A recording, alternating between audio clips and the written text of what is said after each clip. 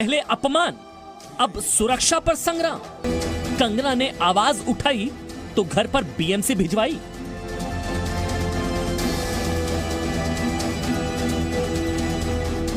ऐसी मुंबई पुलिस की तुलना उन्होंने जो की है, ऐसी हालत में उनको महाराष्ट्र में रहने का, मुंबई में रहने का कोई अधिकार नहीं है। कंगना को सुरक्षा या सियासी कवच? 9 सितंबर को अपनी पूरी टीम के साथ मुंबई एयरपोर्ट पर 9 तारीख को मौजूद रहूंगा और कंगना रनौत को उनके एयरपोर्ट से लेकर उनके घर तक छोड़ने की पूरी जिम्मेदारी करणी सेना लेती है। कंगना पर केंद्र वर्सेस महाराष्ट्र का रण।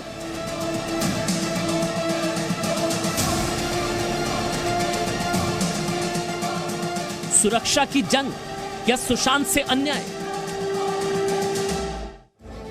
जी हां, सुरक्षा की जंग या सुशांत से अन्याय, क्योंकि लड़ाई सुशांत के न्याय की थी, लेकिन उसमें कभी कंगना को गाली, कभी मुंह तोड़ने की धमकी, कभी मुंबई में ना घुसने देने की धमकी, और अब उनके ऑफिस पर बीएमसी का बुलडोजर चलाने की तैयारी हो रही है। अब तो पूरे विवाद में उद्धव ठाकरे की भी एंट्री हो गई है। उन्होंने भी इशारों में कंगना का नाम लिए बगैर विधानसभा में कहा, कंगना के लिए, कि कुछ लोगों को उस शहर के लिए आभार नहीं है जहां वो अपनी आजीविका कमाते हैं। जाहिर है उनके निशाने पर कंगना रही होगी, जिन्होंने मुंबई की तुलना, आपको याद है, पीओके से कर दी थी। लेकिन सबसे पहले आपको दिखाते हैं कंगना की तरफ से आरोप क्या लगाए गए कि उनके ऑफिस में बीएमसी के कुछ लोग बिना नोटिस के, मतलब बिना पहले नोटिस दिए पहुंच गए, जो कल ऑफिस पर बुलडोजर चलाने की तैयारी में। हम लोग इसीलिए कह रहे हैं, कंगना ने इंसाफ की आवाज उठाई, इसलिए बीएमसी की टीम भिजवाई क्या? सारी बड़ी बड़ी बातें वुमेन एम्पावरमेंट की।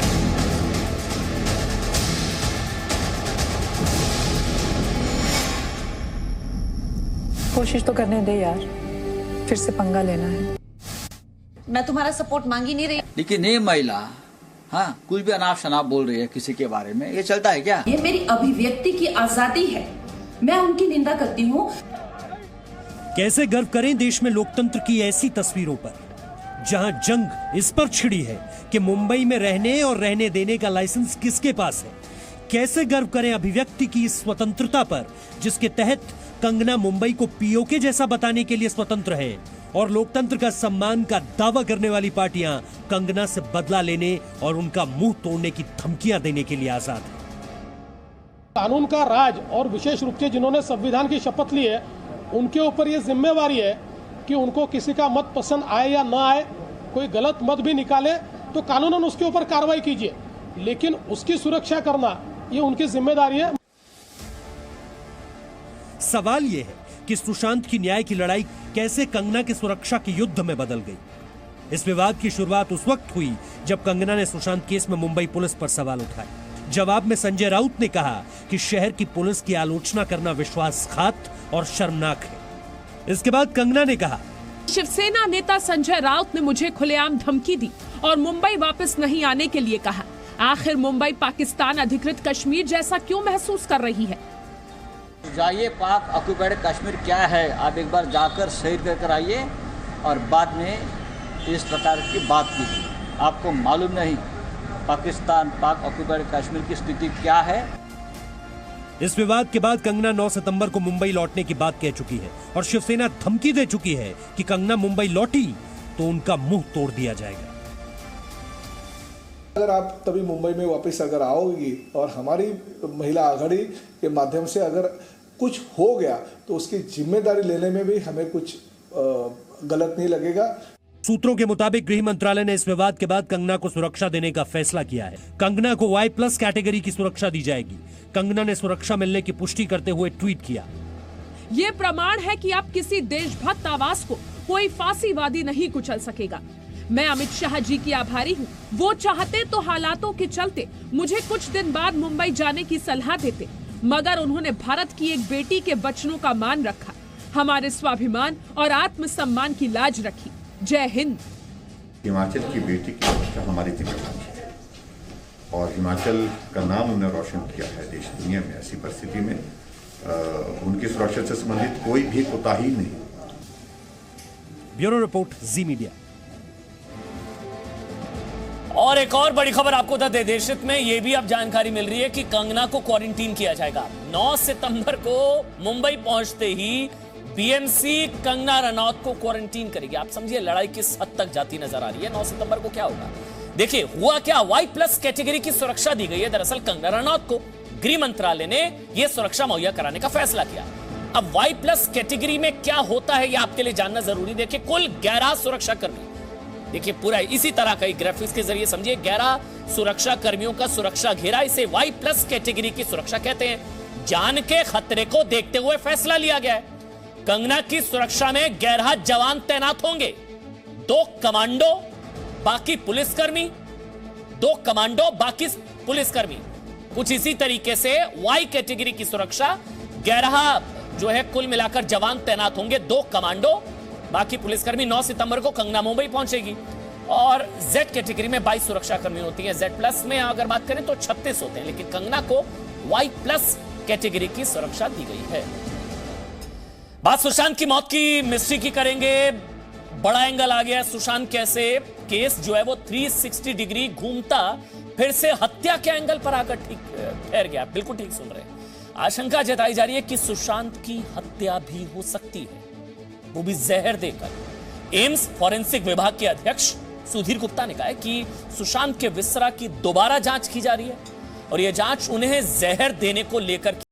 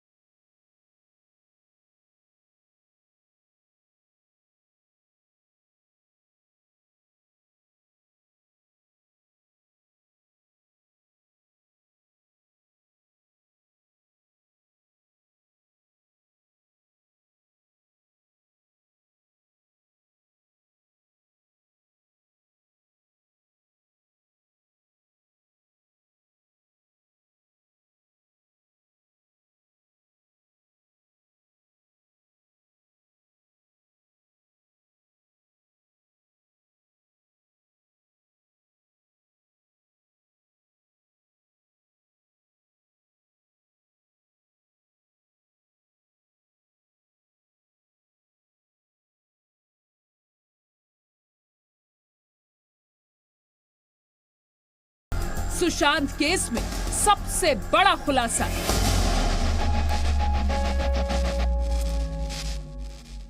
और मौत मिस्ट्री में जहर की एंट्री ने सबको हैरान कर दिया, सबको हैरान। सबसे बड़े खुलासे ने, क्या वाकई जहर ने ली सुशांत की जान? एम्स की डॉक्टर्स की मेडिकल टीम इस पर रिपोर्ट देने जा रही है 10 दिन बाद। बहुत अहम रिपोर्ट होने जा रही है। दरअसल एम्स की टीम सुशांत के विसरा की दोबारा जांच करेगी और यह जांच करेगी कि सुशांत के शरीर में जहर था या नहीं।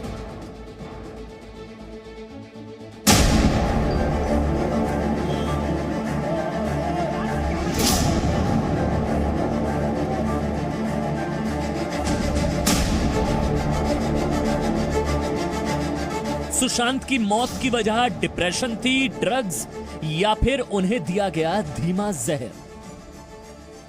अभिनेता सुशांत सिंह राजपूत की मौत के 85 दिन बाद अब इस सवाल पर सबसे बड़ा खुलासा होने वाला है कि क्या सुशांत की हत्या करके उसे आत्महत्या का रूप दिया गया। एम्स की फॉरेंसिक टीम सुशांत सिंह राजपूत के सुरक्षित रखे गए विसरा की जांच कर रही है। इस मेडिकल टीम को शक है कि कहीं सुशांत की जहर देकर हत्या तो नहीं की गई। पहले सुशांत की विसरा रिपोर्ट को लेकर पूरी खबर जान लीजिए। खबर यह है कि एम्स की फॉरेंसिक टीम विसरा की दोबारा जांच करेगी। सुशांत को जहर तो नहीं दिया गया, इस एंगल से जांच। गठित मेडिकल बोर्ड के चेयरमैन ने दी जानकारी। AIIMS doctor Sudhir Gupta medical board के चेयरमैन हैं। विसरा की जांच रिपोर्ट 10 दिन के अंदर आ जाएगी। इस रहस्य पर से पर्दा उठाने की जिम्मेदारी अब एम्स के फॉरेंसिक विभाग के डॉक्टरों की है। इसके लिए ये तमाम सैंपल्स हैं जो हम आपको दिखा रहे हैं कि क्या क्या उठाया गया है। सुशांत सिंह राजपूत के शरीर में से पेट का कुछ हिस्सा, स्मॉल इंटेस्टाइन यानी कि छोटी आंत के कुछ हिस्से के प्रिजर्व्स, उसके अलावा स्प्लीन, 1/3 लिवर और कुछ किडनीज का हिस्सा, साथ ही में 10 ml ब्लड और बाल। ये वो तमाम सैंपल्स हैं जिन्हें प्रिजर्व करके रखा गया था और अभी ने एम्स के डॉक्टरों को सौंप दिया गया है। सुशांत की पोस्टमार्टम रिपोर्ट में उनकी मौत का वक्त क्यों नहीं लिखा गया? क्यों रात में सुशांत का पोस्टमार्टम हुआ और नियमों के खिलाफ पोस्टमार्टम से पहले सुशांत का कोरोना टेस्ट क्यों नहीं हुआ? सुशांत की संदिग्ध मौत को लेकर कंगना रनौत ने भी हत्या किए जाने की आशंका जताई। कंगना ने लिखा कि कहां है डिप्रेशन गैंग?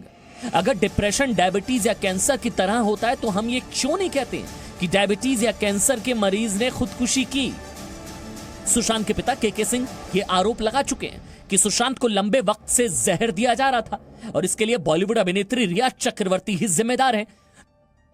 रिया मेरे बेटे सुशांत को लंबे समय से जहर पिलाया करती थी, वो इसकी हत्यारी है। जांच एजेंसी को चाहिए कि रिया को और उसके सहयोगी को अविलंब गिरफ्तार करें और उसे सजा दिलाएं। बीजेपी के राज्यसभा सांसद सुब्रमण्यम स्वामी भी दावा कर चुके हैं कि मौत से पहले सुशांत सिंह राजपूत को जहर दिया गया और पोस्टमार्टम में देरी इसलिए की गई ताकि उनके पेट में मौजूद जहर घुल जाए।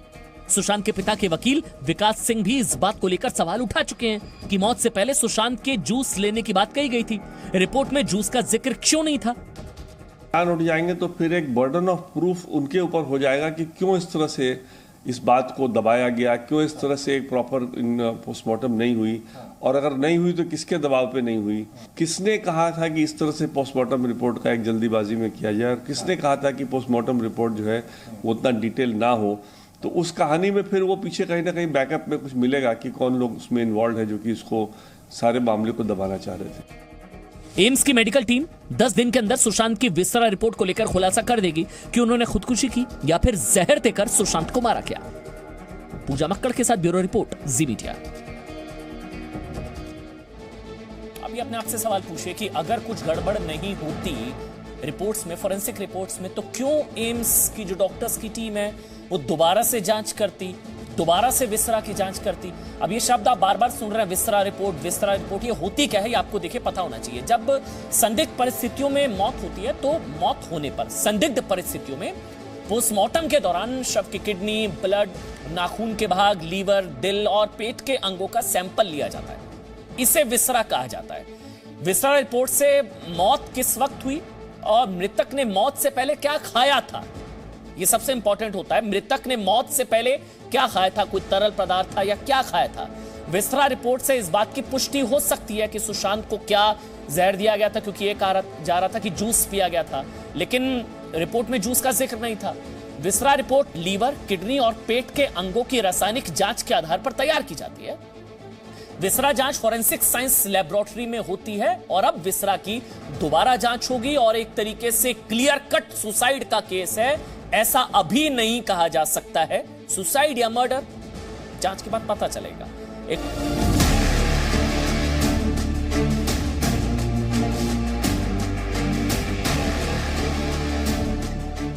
रिया चक्रवर्ती से पूछताछ का ये लगातार दूसरा दिन था।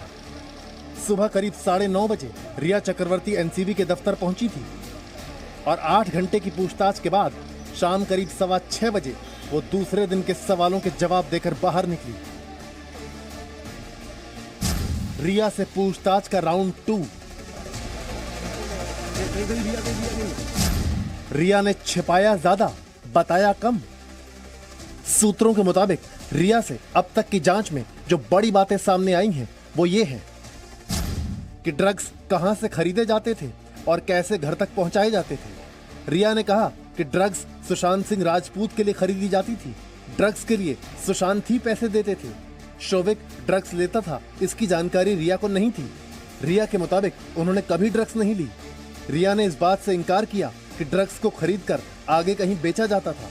रिया ने तो यहाँ तक कह दिया कि सुशांत ही ड्रग्स लाने के लिए मुझ पर दबाव डालते थे। बड़ी बात यह है कि रविवार को 6 घंटे की पूछताछ में रिया ने सुशांत के घर ड्रग्स आने की बात कबूली थी, लेकिन सोमवार को ड्रग्स का हर आरोप उन्होंने सुशांत की तरफ मोड़ दिया। सुशांत रिया का जवाब देने के लिए इस दुनिया में नहीं है, तो क्या रिया इसी बात का फायदा उठाकर हर आरोप का ठीकरा सुशांत पर ही फोड़ रही है? एक तो आप जानते हैं कि रिया चक्रवर्ती को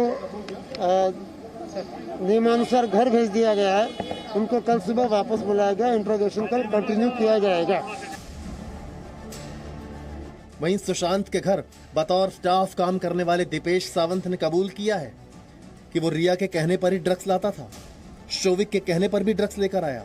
17 मार्च को शोविक ने ड्रग्स लाने के लिए कहा। सैमुल के साथ बांद्रा से 5 ग्राम गांजा लेकर आया। जैद विलात्रा ने ड्रग्स की डिलीवरी की थी। कैजान इब्राहिम ने 10 ग्राम चरस दिया था। सुशांत कभी भी मुझे डिप्रेशन में नहीं लगा। जिस सुशांत को मैं मिला, जाना, पहचाना, घूमा फिरा, साथ समय बिताया, वो सुशांत मेरे सामने कभी ड्रग्स नहीं लेता था। वहीं सुशांत केस में अब बड़ा सवाल ये भी खड़ा हो गया है कि क्या सुशांत को जहर दिया गया था, क्योंकि एम्स की फॉरेंसिक टीम विसरा की जांच करेगी। सुशांत को जहर तो नहीं दिया गया, इस बात की जांच की जाएगी। मेडिकल बोर्ड के चेयरमैन ने इस बात की जानकारी दी है। एम्स के doctor Sudhir Gupta medical board के चेयरमैन होंगे। विसरा की जांच 10 दिन के अंदर आएगी। जाहिर है रिया एंड ड्रग्स मंडली की रणनीति अब हर सवाल और हर आरोप के लिए सुशांत को जिम्मेदार ठहराए जाने की लगती है। अंकुर त्यागी और नित्यानंद शर्मा के साथ ब्यूरो रिपोर्ट, जी मीडिया, मुंबई। चलिए अब आपको सुशांत केस में रिया को कवर कर रही मीडिया की एक तस्वीर आज जरूर देखनी चाहिए। देखिए, भारत आप जानते हैं दुनिया में कोरोना के मामलों में दूसरा सबसे बड़ा देश बन चुका है। आप जानते हैं महाराष्ट्र में बीते 24 घंटे में अब तक के सभी रिकॉर्ड टूट चुके हैं। लेकिन तस्वीर देखकर, दूसरी तस्वीर आपको देखकर लग रहा है कि कहीं भी कोई चिंता की बात है या सोशल डिस्टेंसिंग का पालन हो रहा है। कवरेज अपनी जगह, लेकिन आपको कहीं चिंता नजर आ रही है कोरोना की? आप जानते हैं महाराष्ट्र में कोरोना मरीजों की संख्या 9 लाख के पार पहुंच चुकी है। फिर दूसरी तस्वीर देखिए और एक तरफ मुंबई की तस्वीर, रिया चक्रवर्ती और वो तमाम। ये देखिए आप, वो ये तस्वीर देखिए आप ध्यान से। कैमरे की नहीं, आप कम से कम 15 से 20 कैमरे हैं और सब लोग एक दूसरे पर चढ़े हुए हैं। ये सोशल डिस्टेंसिंग से खिलवाड़, सेहत से खिलवाड़, स्वास्थ्य से खिलवाड़।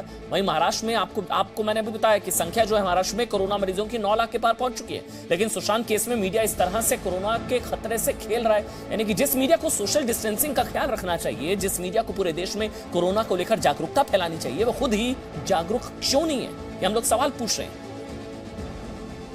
मतलब सोशल डिस्टेंसिंग जरूरी या टीआरपी वाला तमाशा? जी हाँ, टीआरपी वाला तमाशा जरूरी या सोशल डिस्टेंसिंग जरूरी है? अब आपको कोरोना से जुड़े कुछ हैरान कर देने वाले एक बार आंकड़े में जल्दी से बता देता हूं। देखिए, भारत में एक दिन में कोरोना के 90,000 से ज्यादा केसेस आ रहे हैं। 90,000 से ज्यादा। अब भारत कोरोना के मामलों में ब्राजील को पीछे करके नंबर 2 पर आ गया है। नंबर 2 पर Bharat, all over world. Bharat में कोरोना के मरीजों की संख्या 42 लाख हो चुकी है। हालांकि ये अच्छी चीज है, ये भी आपको पता होनी चाहिए कि 32 लाख लोग ठीक भी हो चुके हैं। तो एक्टिव केसेस उतने नहीं है अगर 42 लाख कहा जाता है तो।